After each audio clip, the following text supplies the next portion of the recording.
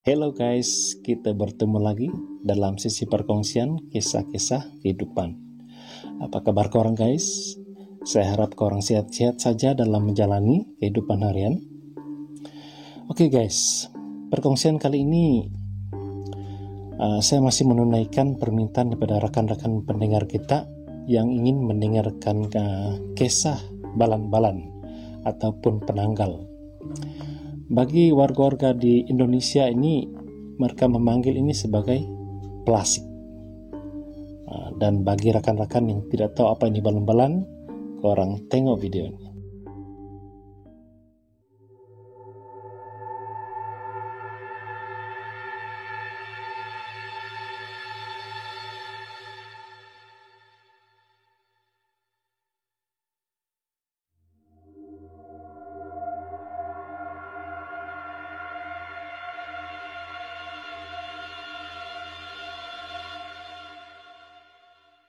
Oke guys, mitos tentang kewujudan balan-balan ini adalah disebabkan oleh kesalahan ataupun kesilapan mereka dalam menuntut ilmu kebatinan inilah.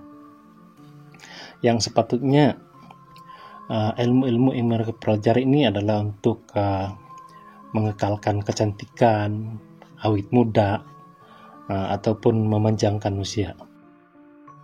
Bagi saya sendiri guys, saya pernah menyaksikan kewujudan balan-balan ini sebanyak 2 kali. Yang pertamanya ketika usia saya 7 tahun. Waktu itu jam 7 malam, kami adik-beradik ini main di luar rumah lah, dan ditemani oleh nenek kami waktu itu. Tiba-tiba guys, ada satu bola api melintasi ruang rumah kami itu. Tinggi dia lebih kurang pohon kelapa lah. Dia melintasi ruang rumah kami itu, perlahan saja dia terbang begitu. Dan di situ nenek kami suruh kami semua masuk di dalam rumah. Dan dia pergi di dapur, nenek saya ini pergi di dapur. Apa dia ambil? Dia ambil tuh bara api kan, dia letak taruh di luar. Dan saya tidak tahu apa dia baca-baca di situlah. Itu yang pertama guys. Yang keduanya, ketika usia saya 16 tahun, waktu itu saya tinggal di asrama. Sama juga waktu malam itu, lebih kurang 7 atau 8 begitulah. Sama juga, itu bola api melintasi bumbung itu asrama kami lah. Tapi kali ini guys, dia punya bola api itu ada yang menitis daripada bola api itu sambil diterbang tuh ada yang menitis. Kami ini pelajar-pelajar situ kan nampak. Jadi kami tengok apa yang menitis itu. Dan kebetulan yang menitis itu guys terkena di koridor asrama itulah. Dan kami pergi tengok, dan yang menitis itu guys adalah darah. Kami tidak berani pegang lah waktu itu. Itu pengalaman saya lah guys. Oke guys, ada satu cerita tentang balan-balan ini. Kisah ini adalah daripada keluarga Pak Karim, yang mana Pak Karim ini ada seorang istri dan 2 orang anak. Anak pertama Pak Karim ini guys, lelaki, berusia lebih kurang 14 tahun, dan anak kedua dia adalah perempuan, berusia lebih kurang 4 tahun lah. Dan di ketika itu guys, istri Pak Karim ini sedang hamil 7 bulan. Keluarga Pak Karim ini telah berpindah ke sebuah kampung dan menyewa di kampung itulah.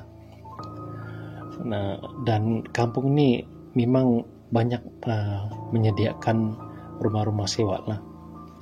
Ketika mereka menyewa di kampung itu, rumah di sebelah mereka ini kan masih kosong lagi, belum disewa.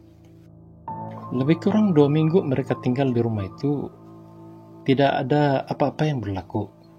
Sehinggalah pada satu hari datang 2 orang perempuan. Usia perempuan itu lebih kurang yang seorang itu 60 tahun dan yang seorang lagi itu 20-an lah, usia dalam 20-an. Hari pertama saja perempuan di sebelah dorong ini menyewa di situ. Anak lelaki Pak Karim ini sudah melihat penampakan hantu terbang, lebih kurang jam 7 begitulah. Dia beritahu juga mama dia ini tentang penampakan yang nampak itu. Tapi istri Pak Karim ini kan tidak begitu ambil kisah. Tidak lama selepas itu, lebih kurang pukul 8, anak perempuan dia pula yang menangis-nangis. Bila kena tanyakan, anak perempuan dia cuma cakap takut, itu saja dia cakap. Pak Karim ini memang tidak di rumah, selalunya dia akan balik kerja lebih kurang pukul 9 atau pukul 10 begitulah. Tapi yang mengherankan guys, apabila Pak Karim balik di rumah nih kan, anak dia berhenti menangis. Kejadian anak Pak Karim yang menangis-nangis setiap malam ini kan berlangsung 5 hari sudah begitu Pak. Kadang-kadang Pak Karim ini kan bila dia balik dari kerja lebih kurang pukul 9 atau 10 malam itu, dia ternampak juga ini orang tua, perempuan tua yang menyewa di sebelah rumah dorang tuh kan, mengintai-intai, menjeling-jeling, menengok-nengok di rumah dia Pak. Selalu dia nampak begitu bila dia balik kerja. Dia pun heran juga kenapa juga orang tua mau tengok-tengok rumah dia kan. Sehinggalah pada satu ketika Pak Karim ini sudah agak risau dengan keadaan anak dia yang menangis-nangis setiap malam kan. Jadi dia pun bertanya juga dengan warga kampung di situlah, mana tahu ada orang yang pandai-pandai kan. Dan kebetulan guys, di kampung itu memang ada seorang ustadz yang memang pandai. Dan Pak Karim ini pun minta bantuan dengan ustadz tadi lah. Setelah ustadz ini membuat penyelidikan dan dia maklumkanlah apa masalah yang dihadapi oleh Pak Karim ini.